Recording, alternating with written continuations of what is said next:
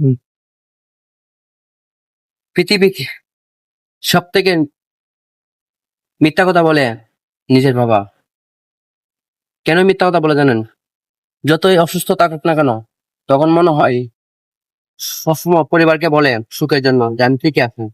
3 বেলার মাঝে যদি 2 বেলা নাও খা, 1 বেলা খা, তারপরে বলবেন না আমি ঠিক আছে, আমি তো বাইরে খেয়ে আসি। কিন্তু আসলে বাইরে খাওয়ার জন্য প্যাকেই থাকে না বাবার পকেটে। এই পৃথিবী যদি মিথ্যা কথা বলে একমাত্র বাবা থেকে। কেন জানেন? এই পরিবারের সুখের জন্য রাইতে দিনে কাজ করার পরও নিজের ঘামটাটা মুছার মতো তাদের কাছে সময় নাই। একমাত্র বাবা। বাবা সন্তানের জন্য সবসময় সুচিন্তা করে দেয়। সন্তানের জন্য সবসময় কি করে? সবসময় সন্তানের মঙ্গল চা, সন্তানের কিভাবে ভালো থাকবে, সবসময় সঞ্চয় নিজে না খেয়ে জমায় খেয়ে যায়। আর এই সন্তান বৃদ্ধ বয়সে মা বাবাকে খোঁজ খবর নেয় না। আপনাদের কাছে অনুরোধ, সবসময় নিজের বাবা মাকে সবসময় শেয়ার করে রাখবেন।